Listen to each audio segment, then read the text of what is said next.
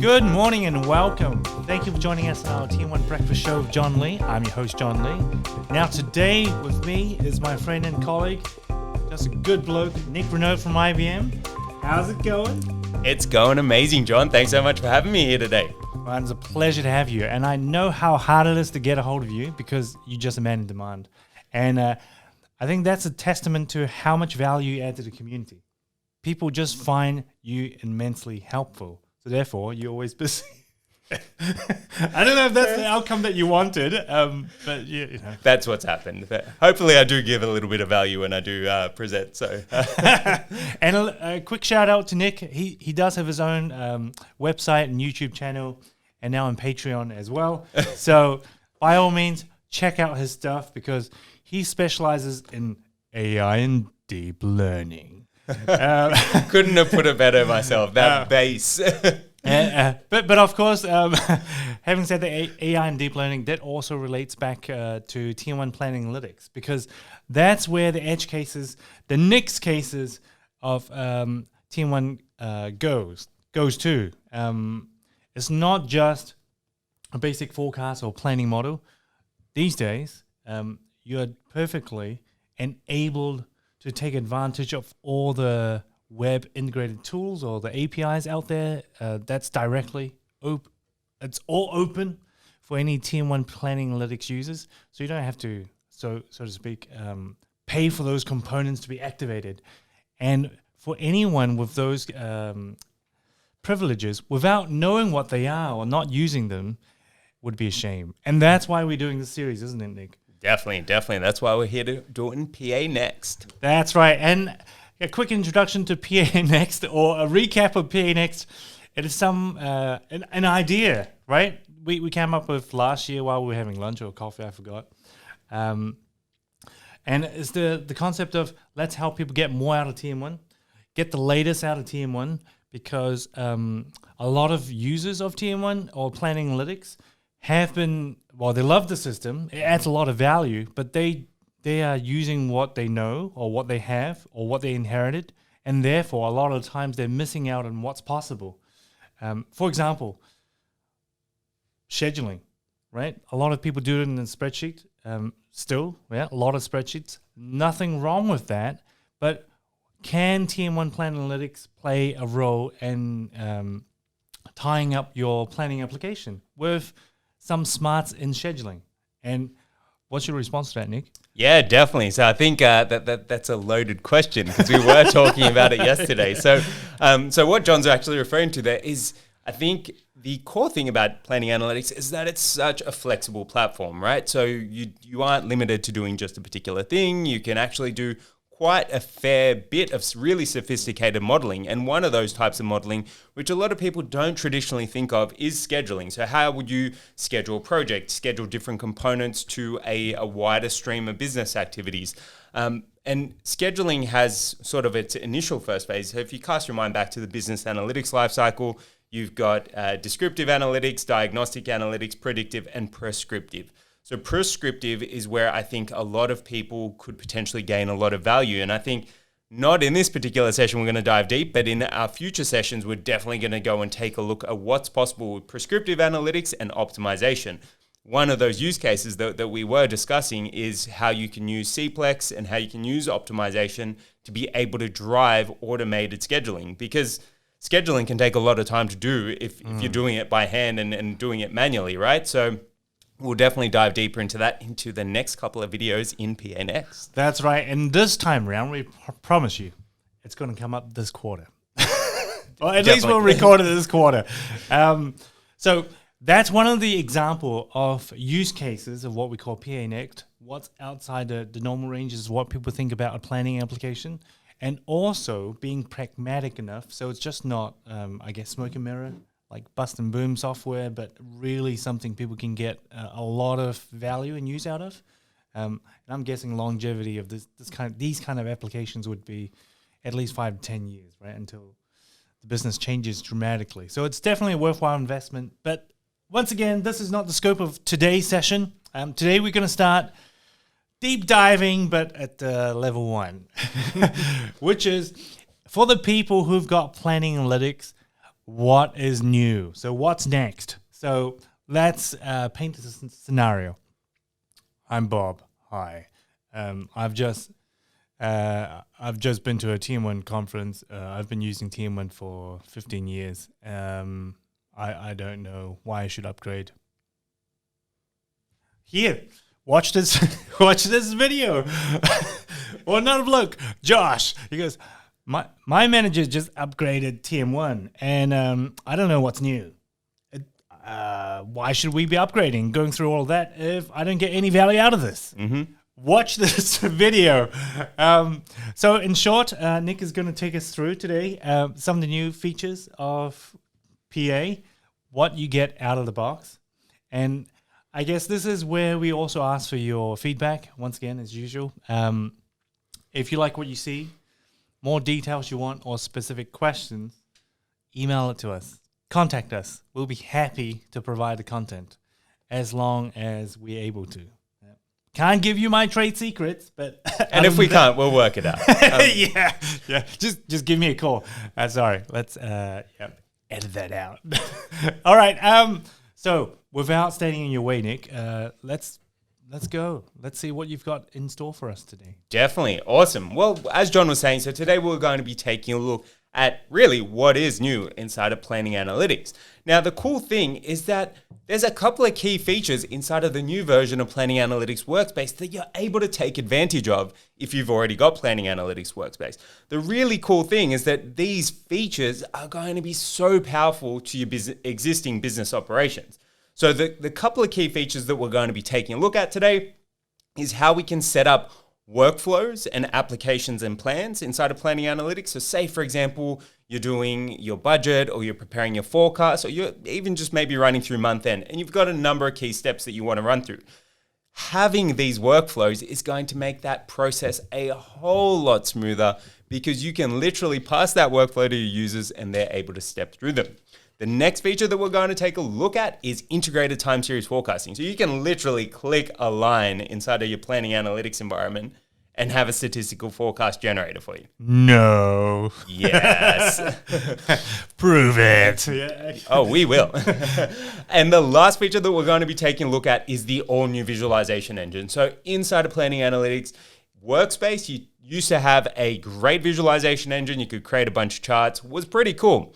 But the new visualization engine gives you a whole heap more flexibility when creating charts and plots and whatnot. Let's get right into it.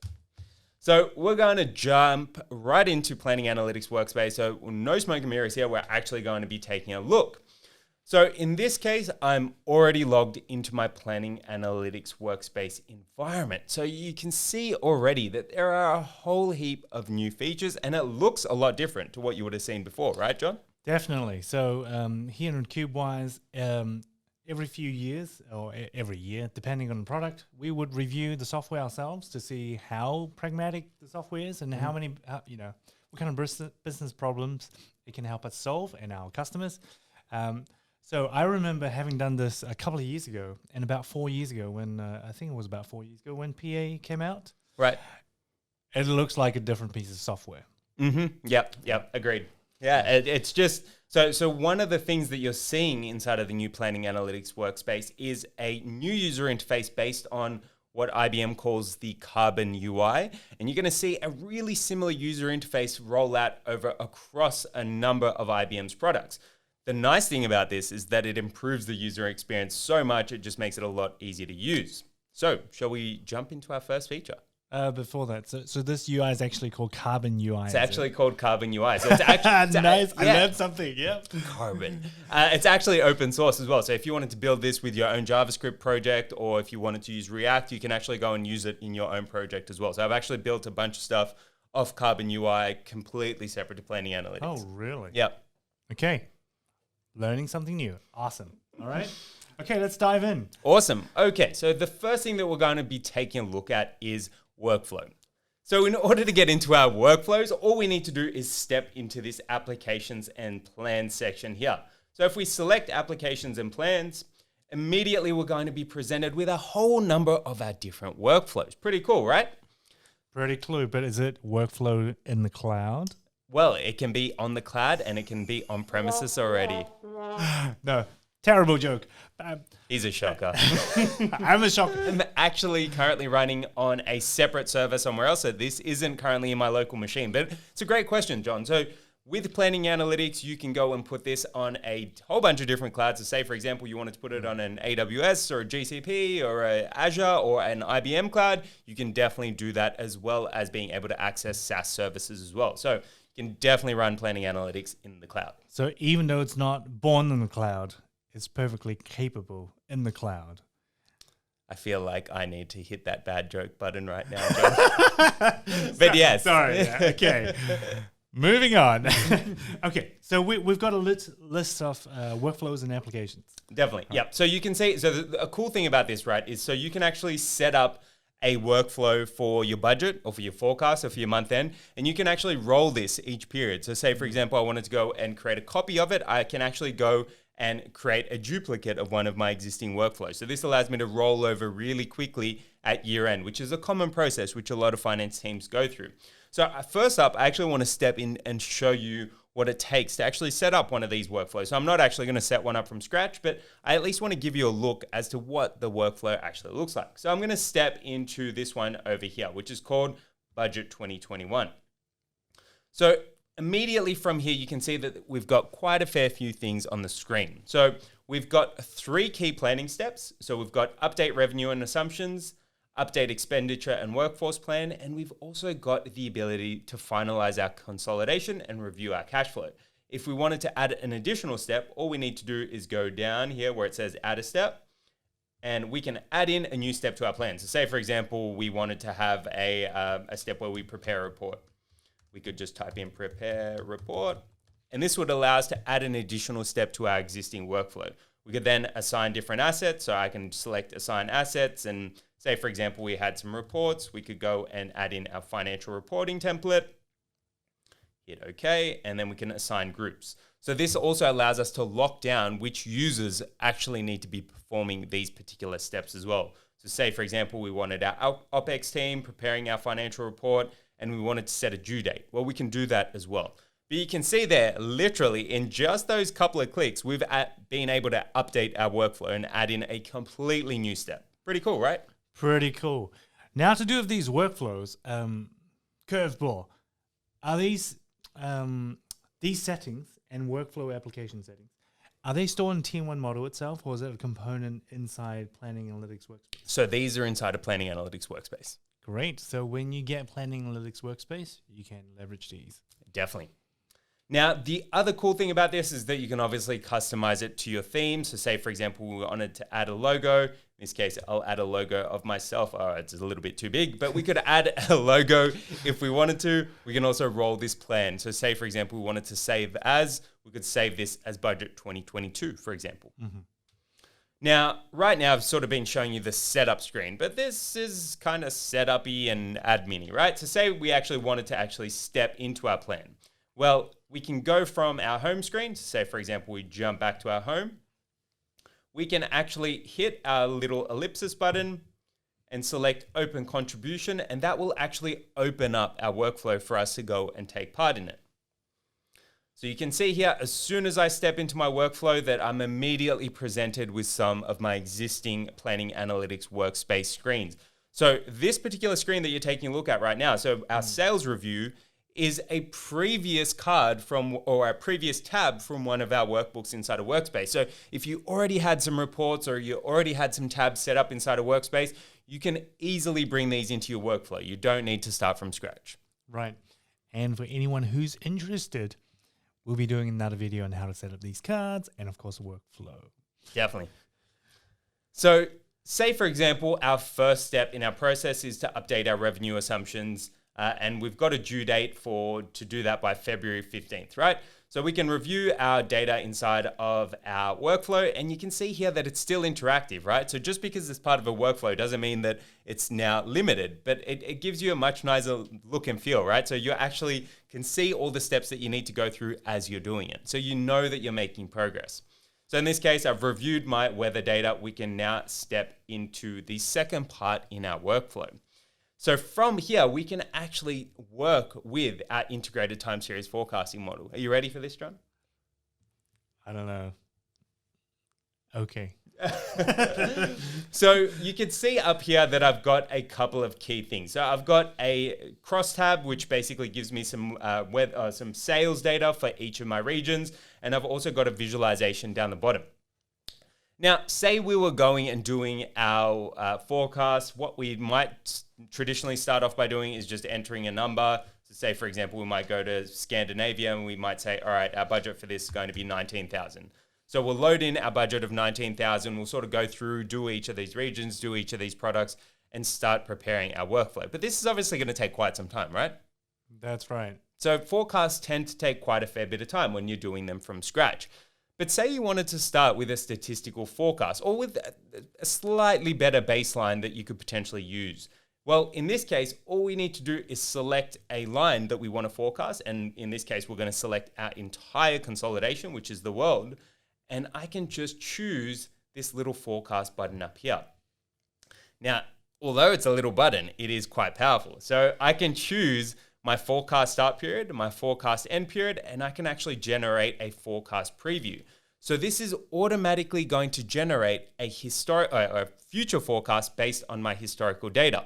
You can see here that I've already got a prediction accuracy of high, and you can actually see that it's following our trend. So we've got a spike, we get a couple of little bounces, which you can see are sort of being mimicked. We've got a drop, and then we've got a rise again. So it's pretty cool. So you're able to generate a statistical forecast really, really quickly. There's a whole heap of statistical details on this as well. And you can see up here that we've got a high prediction accuracy. Now in this case, so we've gone and generated a preview, but say we actually wanted to go and push this forecast into our cube. Well, all we need to do is select forecast down here. And this is actually going to go on ahead and push it into our existing planning analytics cube.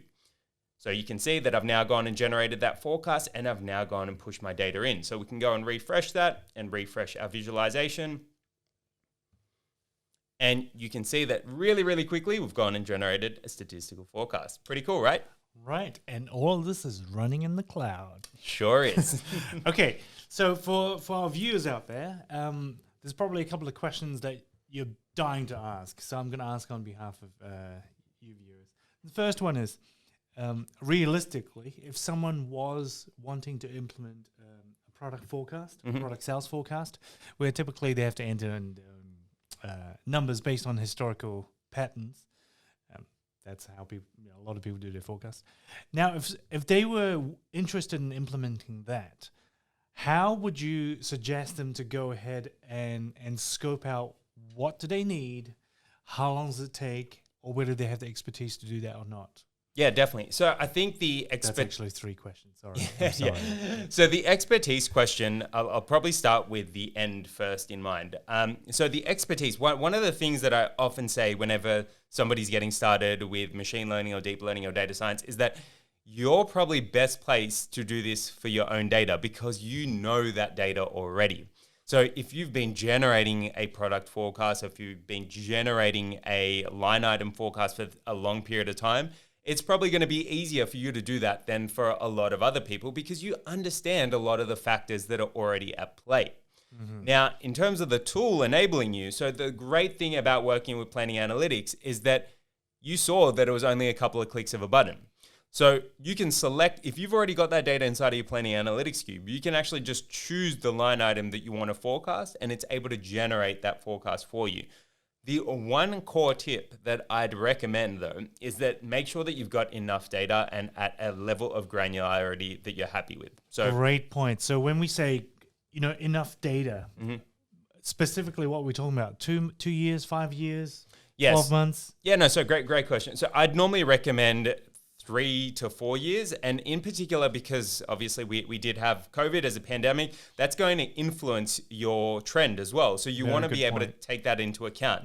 The nice thing about this when you're generating your statistical forecast is you can even exclude periods. So if you wanted to exclude some segments where COVID was potentially negatively or significantly positively influencing your business, that might skew your trend. So you might actually want to exclude that. But ideally, the more data that you have, the better, because you're going to be able to see seasonality, particularly across years, a lot better. So if you're business is continuously growing year on year, you want to be able to pick that up in your forecast. Okay, so to be real here, if I just implemented TM1 Planning Analytics, or I'm someone who have moved maybe a data warehouse or ERP, I've only got 12 months of manageable data.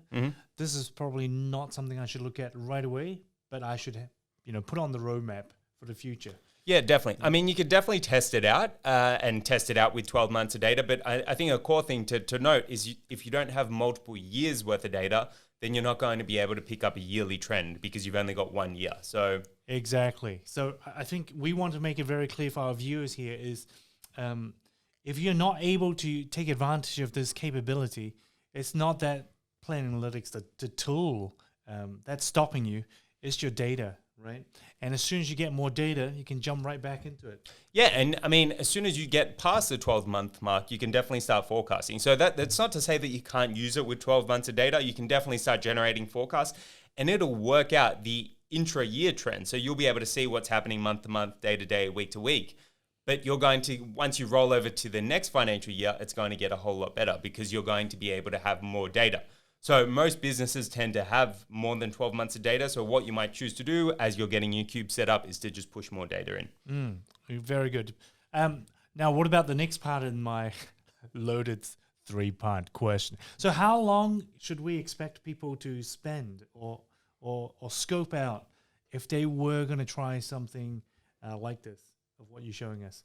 From nothing, right? Yep. I'm the guy who knows my data. I'm the guy who punched in the numbers. Yep. How much time should I put into my project plan to get some POC of this nature up and running? I think it's quite a short period, right? So as long as you've got a sales cube with appropriate levels of granularity, you can get started really quickly. So assuming you've got your sales data and you've got, or eventually you build up a sales cube, which really shouldn't take too long. I mean, obviously building a lot of the repeatable TIs and a lot of the rules around that sales cube can take longer as you become more sophisticated. But say, for example, it takes you a day or two to build a sales cube, maybe a day or less than a day to actually load some data up. So you can be running in under a week with your statistical forecast. A week. If you can't, you know who to speak to. Me and Nic. Definitely. Okay, now the other part is, so let's also profile the type of users that can potentially do this. Profiling is not nice, but it's nice to give some kind of indication of whether it would be possible. So what kind of skill set do you think people need to have? Would I need to be a mathematician, a data scientist, TM1 developer? Or what if I'm just an end user? So what's in, what is out? I think you can definitely use it. As long as you know how to use planning analytics, I think you can definitely get value out of it. So a core thing that's been integrated into it is the fact that it's easy to use. So, and the other thing that is important to note is that we can overwrite the forecast. So say, for example, we build our statistical forecast. Say I wanted to increase this by 10%. I can just type in INC 10 and I can bump that forecast up immediately. So you can see that that's not gone an increase. So really quickly, I'm able to make those changes and see those reflected in real time. And I think that's really important whenever you're implementing or using something like this. You want to be able to overlay your own subject matter expertise over the statistical forecast. Absolutely right. You don't want a tool that end up being owned by some small group of people who then have to interact with another group of people just to do meaningful things to your data set, which means, of course, a lot of people end up dumping everything back into Excel. Yeah? So we want to avoid that. Now, in terms of getting set up, though, what kind of skill set would they need? Do they need programming skills? Do they need Python skills? Do they need turbo integrated skills, rule skills? Like, what kind of skill sets should they be looking at picking up if this is something they're interested in? The nice thing about this is that it's fully integrated into Planning Analytics Workspace. So you don't need to be a coder. You don't need to know Python, C++, or even TIs or rules, really. You can just do it using a couple of key clicks. So all we had to do was click the line that we want to forecast, click the forecast button, and then click preview and forecast. And that's really it, to be honest. When I hear you say that, I can't help myself. This is the perfect time You just need a unicorn floating across. I wish I was better with streaming skills. Otherwise, I would just put a unicorn up top. Wow. Okay. Wonderful. I'm looking forward to doing that myself. So, okay. Awesome. Great one. Okay. Cool. So back to our workflow. So we've now gone and taken a look at our sales data. So we did our sales review. We also generated our statistical forecast. What we might then choose to do is go and submit our forecast. So in this case, we're happy with the forecast. And we can actually then go and submit that component of our forecast. So that's now done and dusted. And the people that manage that forecast will be able to see that we've now gone and completed that. We could then step over to our expense planning. And you can see here that there's sort of a consistent theme. We're able to continuously go through our workflow, complete it as we're able to do it, or as we're doing it. And again, we can go and make adjustments to our data. Say, for example, we wanted to go and adjust a particular cell, so I can release all my holds that I had here. And I can still enter data as I'm going through each of the steps in my workflow. So I think that's a key thing to note. You can see exactly what it is that you need to do as you're doing it. Now, I come from an accounting background, and so many times there's a whole heap of steps that you need to run through, a whole heap of steps that you need to actually work out what to do in order to get your job done. It makes things a whole lot easier when you've just got a list of steps and a workflow that you can effectively follow. So assume I've done my expense plan, I can go and submit that, and I can then step into the last component in my workflow, which brings us to visualization. What a fortune. I know. That's why I put it there. Everyone seems to love unicorn. Okay.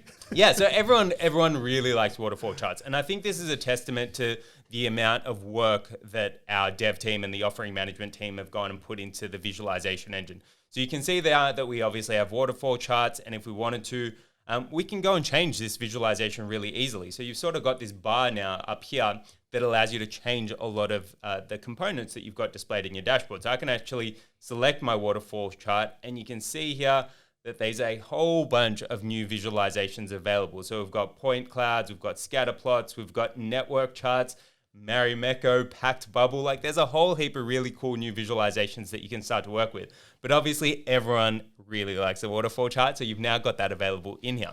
And for anyone who's watching this, the waterfall chart is a relatively new component. So if someone installed a PAW, let's say 6 months ago, they may not be leveraging all the goodness of the latest version. So now's the time to do an upgrade. Definitely. And you can obviously see, so obviously I've just got a waterfall chart here, but I can actually go and customize this till my heart's content. So I can go and change my x-axis, my y-axis, what areas I want to repeat. So I've now got a lot more flexibility when actually generating these charts. That's wonderful. So if we try to summarize what you've shown us so far, in trying to encapsulate all of this. So the first thing is that you've shown us the ability to put workflow into your application, which is relatively new. And it's something that, everyone should go and try and see how it's applicable for them. So it's built into PA Workspace. Once you install PA Workspace, you can access it. And to take advantage of it, you make use of the existing assets, which is cards and components here. Put them to your workflow. And then the second concept you've shown us is with the workflow, then tie us to a proper forecasting process or planning process. And typically, we start with seeding historical data. And you've shown the capability of using statistical forecasting methods built in to PAW, right? And the disclaimer here that we're hearing is no code. You don't need to be a mathematician. You just need data, right? So you heard it here first. And then the...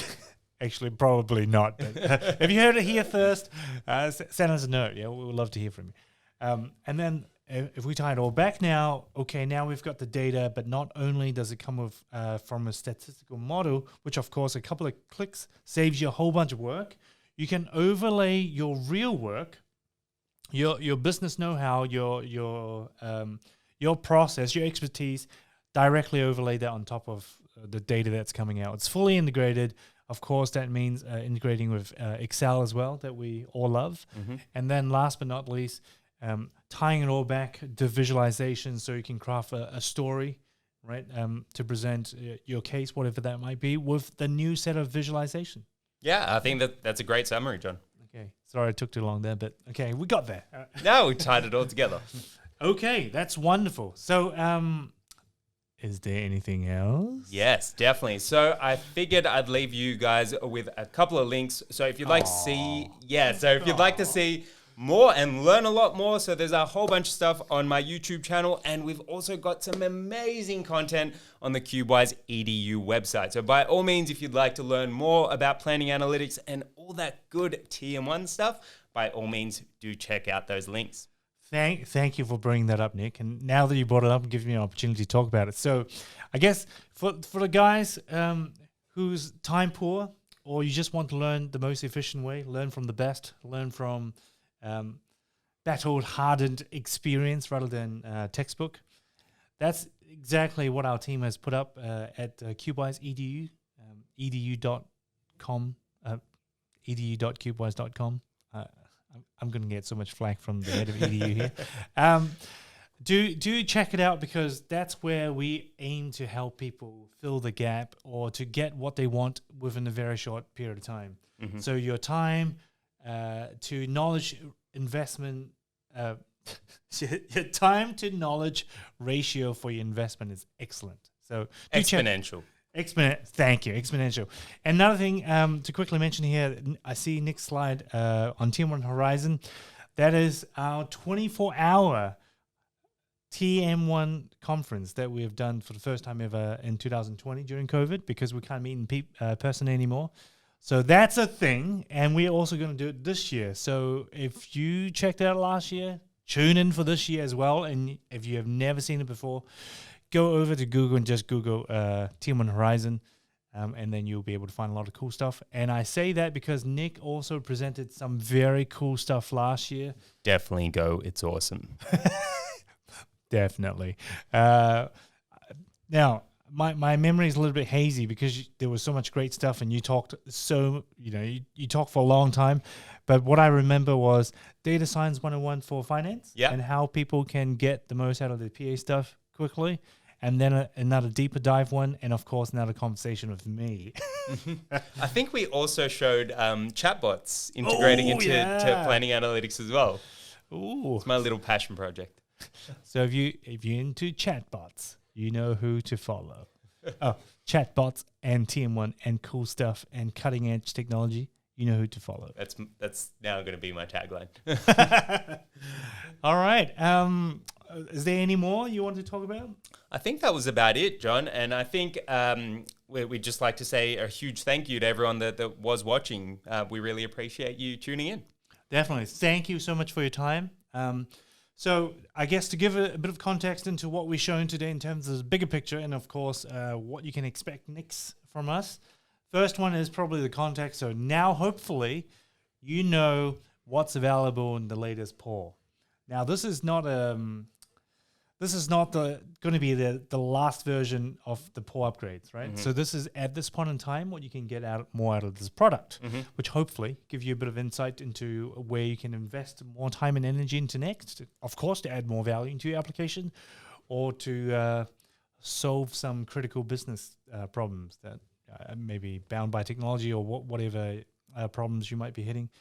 And then the other one is, now that you know what's possible, maybe you, the viewer, would be like myself when I first saw what Nick showed me. I think it was 18 months ago when you showed me how to integrate T1 Planning Analytics with the AI and all the cutting edge, new stuff.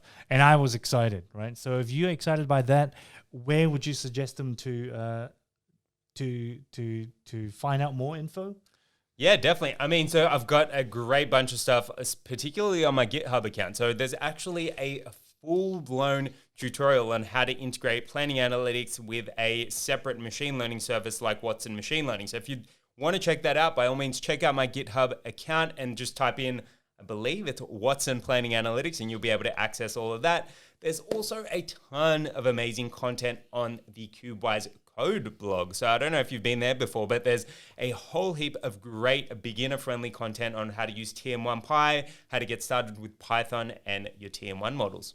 And on that blog, so for anyone who haven't been to our website lately, so cubewise.com, we have recently revamped the whole website. So now you can find a lot more content. I won't spend too much time talking about that today, but there's definitely something for everybody at all different levels. And of course, it's all available on the web. You don't need to pay for anything to get value out of TM1. Yeah, and that's what we're doing here, right? Definitely. We're just hoping to help. And then last but not least is what people can expect from us in 2021, Nic. I know you're doing a lot of stuff by yourself, and that's cool. And I'm doing my own stuff too. But in terms of collaboration in PA Next, what can our viewers expect? I think that our next little series is going to be on optimization. So we talked about it right at the start and how we can potentially use optimization for awesome use cases like scheduling, like minimizing, maximizing certain aspects of our business activities. So we're going to be taking a deep dive into that over the next couple of series, and we'll actually take a look at what's possible there.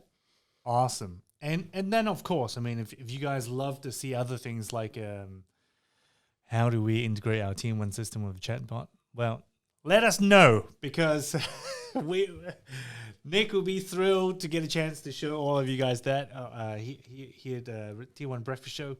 And I guess another thing is, if you guys do want to know how to do some particular steps or do some, I don't know, specific use cases or components of what we've just shown you, because we breezed through some of the content, of course, without spoilers.